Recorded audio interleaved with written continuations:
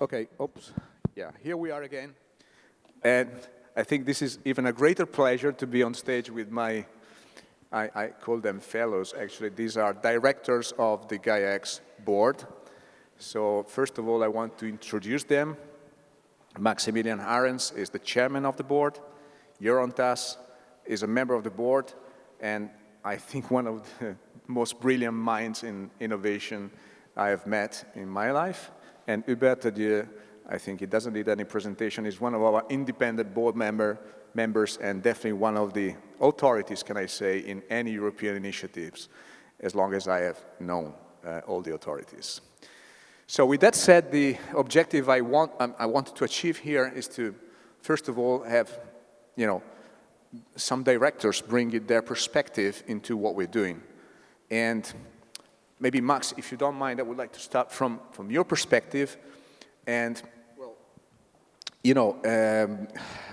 you represent everyone, I know, but you are also a user because, of course, you are part of Deutsche Telekom. And so what I wanted to ask to you is, what do you believe are the expectations from Gaia-X by the members, and what are the challenges that a project like this is facing? And you have a double point of view, internal and external, so maybe you can explain that to the audience very well. Yeah, thank you. And also from my side, thanks for coming here today. It's really great having a packed room. Great to be here together with the whole community and discussing the progress that we've made, but also looking at the important things that are coming over the next year. So it's a very good question, Francesco. I do believe, if I look at what Gaia does, that our key challenge is a little bit, we have a problem everybody understands, but the solution is not simple. The solution is complex. So there is no simple answer to the problem that is very obvious. And you showed some data, and that's a problem also we see as users in our day-to-day life. We want to be faster by adopting cloud services, by sharing data through our network, by being able to analyze data in our network of suppliers and customers. But it's very difficult. It's very difficult because of unclarity. What can we do? Everybody has a different, interpretation. It's very intransparent how, platforms are actually exploiting or using the data and making something out of it.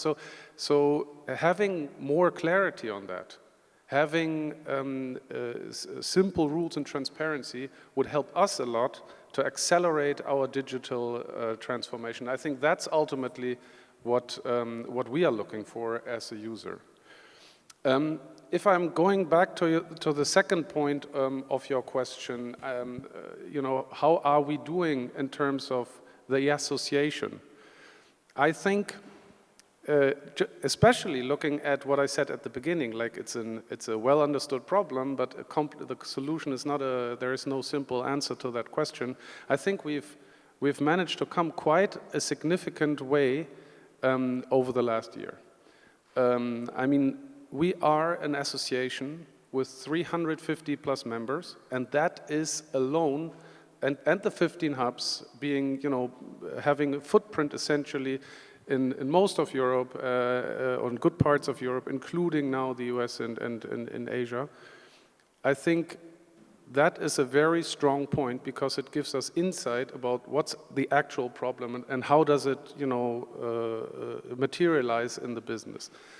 But it's also a challenge because having 350 members from a provider side, a user side, creates, different demands, different requests, and putting that together in a consistent way is a challenge which is really not easy. I think what we've done over the last year, and you showed the framework slide, by bringing in better processes, bringing in a structured approach, how these things are coming together in a consistent framework, that is really a great achievement. And I ask everyone to get there and read the content because, you need to invest some time I think, in order to understand what the actual solution is. Number two, I do believe that our lighthouse projects are a fundamental way of making it easy to understand how the problem, the Gaia-X work is turning into something that is meaningful. I really, when you look around and you see that it has become a brand to have the X, at the end of the project's name, because it shows this consistency of the different data space projects. So I think it's really worth also looking through that, and I appreciate all the data space projects, all the lighthouse projects coming in here and doing their showcases. So I think everybody should take the time to have a look at it, because it's so tangible then, and again, easier to understand why the whole thing makes sense. So this is a little bit where my thinking is. I think it's very clear to me from my own perspective why that makes sense. It would accelerate a lot. I think we are breaking ground. We are not doing a simple thing, but I do believe that the progress that has happened over the last year is a fundamental breakthrough, and we will see much more tangible results over the next years. Thanks, Max. Yeah, I totally agree. And just to spend and to quickly react, I think what we're doing is difficult. It would be difficult for a business. I've been in the business all my life, and I can tell you this would be a difficult project even for a business organization. It's more difficult in an association. You can do it by yourself and be faster, but doing it together in an association and achieving these results, I think it's quite unprecedented. So I'm very proud of it. And sometimes the problems are exactly what you need to make the best solution out of it. You bet. There is no single member state, but actually there is no country in the world that is not talking about the need for digital sovereignty. So definitely in Europe, this is one of the key priorities in any political and governmental strategy. What do you think Gaia-X can do to help? Or what do you think the government believe Gaia-X can do for them to support their strategy? And what is the support they can give us or we can give to them? What is your perspective on that? So thank you, Francisco, for this question. I was pretty impressed to see now that in the way Bruno Le Maire is defined, he's Minister of Economy, but also of sovereignty, okay? Which means that this concept has been elevated at a very high level during the French presidency of the European Union. I'd like to say, and Jean-Noël Barrot in his speech this morning said it very clearly, there are two elements into it. The digital sovereignty, which is, do you control the tools which you are using for doing data sharing? But there is another one which is about data sovereignty, which is, are you the master of the way you share your data? I have to say, in Europe, it's a fact that depending where you are more interested by digital sovereignty or by data sovereignty. Now, in order to help us to answer your question, Francisco, we have created what we call the Governmental Advisory Board, which is gathering twice a year all the high-level representative of each government, and this Governmental Advisory Board has met last October. It was chaired this year by Alberto Palomo, whom I am saying hello who is in this room. Alberto is a Chief Digital Officer for Spain, okay? And really, what came very clearly is that each of the representatives was willing to have sovereignty on data sharing, be it through the rules or through the tools, okay? But there is another thing which is also linked to what you said, Francisco. They would like to see this thing happening quickly. And part of the conclusion of the Government Advisory Board is we would like you guys in Gaia-X to tell us on which criteria you want to be measured in 2023. And just in the board yesterday, we had that discussion, And it is clear now, and I would like to say that very strongly, because it will be again said tomorrow in many aspects of the presentation, we want to be measured on the number of data spaces which will be up and running at the end of 2023, because this is the only way to be objectively measured. And as Jean-Noël Barrot has said this morning, without this sovereignty, you cannot be the master of your economy. And I guess this has now percolated to the top of the various governments, and it is our responsibility to make it translated into the data spaces which we are now operationalizing. Thank you, Hubert. So, in short terms, do it and make it fast. So, Jeroen, and well, let me say, you're the voice of the market. Am I wrong? I mean, you and I have been talking about that for a long time. But am I wrong when I say that, yes, I mean, we can do the most beautiful Gaia-X framework in the world, we can make it up and running. But in the end, it's you. I mean, Gaia-X has to be adopted in the market. I believe, and I wanted to know what you think, that the market is not mature yet to understand data spaces and have not yet understood really the power and the reach of the data economy, as I tried to highlight in my slides. What's your view on it? Well, I want to pick up where Hubert left. He said we're going to measure ourselves on the number of data spaces. I think ultimately we need to measure ourselves on the value generated from these data spaces, because ultimately businesses exist because they create products and services that people value. And we've done that for years in different models. We all know the traditional product pipeline model. You create a product, you push it into the market, you want to control the value chain. Then people started to become agile, circular, open up their business, and started looking at creating value in a different way. Then the big platforms came in, you know, the Ubers, the Amazons, etc., and they start to collaborate. They start to attract other businesses to collaborate, but on their terms. So they basically wanted, and they want, to control the stack, if you will. Now, I think there's a fourth model, and it's an emerging model. And it's not about collaboration, it's not about controlling the value chain, it's really about jointly creating value. And it's a federated model, and it's very well fit for the European economy. You just said 80% of our economy is fueled by small and medium enterprises. So if we can give them a platform on which to collaborate, on which to share, and create new value, and 70% of all new value in the next 10 years is gonna come from digital platforms. You know, never ever underestimate the power of these convergent technologies, AI, blockchain, biotech, supercomputing.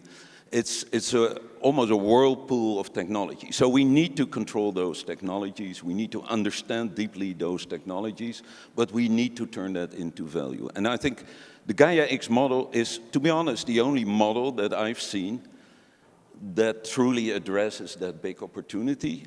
And yes, it may go a little bit slower, but in the end we'll get something that's bigger, more resilient, and better suited to create value in Europe.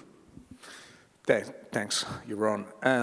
Well, I wanted to say two things. One is that Boris Otto, unfortunately, could not be with us because he is sick, and I wanted, maybe we can give an applause to him. He is one of the biggest contributors of Gaia-X, and he cannot be with us today. Thanks, Boris. And the second thing is that we are in between this talk and the demo of the Gaia-X framework. So I know, somebody is starting to freaking, and so I will be fast. Let's make a round of the last question for all of you. And the question is simple. Basically, we have promised a new generation, or anyway, a technology and a set of rules to provide for more controllable digital services or digital infrastructures and services. I think we have done a great job so far. What is the big next thing that has to happen to make the dream come true? Max, you want to start there? Oh, I think it has been said by the two of you, right? I mean, now is the time that actually we can turn that, we can turn it into something that can be used and where the value is being shown. And I think that's why I'm so optimistic, and I'm really looking forward to this next year, because I think this will overcome a lot of the challenges we are currently having, which is, as I said, understanding the problem but not really seeing through the solution. So I think having practical applications will drive that a lot. I also think, and to kind of build on what my two colleagues here said, is you may think, okay, each of the data spaces can work alone, right? Why do we need an underlying Gaia to help them? I think that is a fundamental is of fundamental importance, because only like this we can create a real ecosystem. And if I look at it from a provider's point of view, I would like to support data spaces, but making a business case for each of these vertical solutions is much more difficult. Having people that build into that develop the skills and understanding for each of these verticals, if they are not aligned, is much more difficult. So creating it for that this becomes a real ecosystem, an ecosystem that enables data-driven business models according to our needs, and that's not only data protection, that's also the distributedness of our value chains. That is what the fundamental function is of Gaia. And so I do believe that this next year is going to be much more practical, and that's why you rightly said we are wasting the time here before we're actually getting down to the demos, which is when you will see why we are so excited, in my head. Thanks. So a practical move to the market. I like it. You're on. Actually, I'm going to say the same thing in different words. You can't. I think it's really about doing and iterating. We're not going to get this right the first time, but if we're ready to iterate and iterate fast, to experiment, and constantly try to extract and prove that value, and I think next year is the year of execution. But we should be ready to iterate through it. Can I say also fail fast? Yeah, it's much better to just wait forever. Thanks, I agree with that. You bet. Okay, what I'd like to say, the initial intuition that by coupling together, as Francesco has reminded us this morning, what is all the data semantic in order to do data sharing properly with the plumbery of the cloud was absolutely right. These are two words which were not speaking to each other, but now begin to speak to each other. Now, I would like to take a more political stance. Europe will have spent 150 billion euro only for digital, okay? And it has to be spent in the next 2 to 3 years. So this is why, if we do not accelerate, we will have to go back to the citizen and say, oh, sorry, we have spent that money, but there is no visible results. That's why accelerating the implementation of data spaces and showing, as Jeroen rightly said, that it is bringing enormous benefit in terms of business, in automotive, energy, finance, is of the essence of these next 2 years. And Gaia-X has taken the responsibility to make it happen in line with the digital strategy of the European Commission. Thanks, Hubert. With that said, let me please ask you a big applause for my colleagues on stage, and we can move to the next phase. Thank you very much.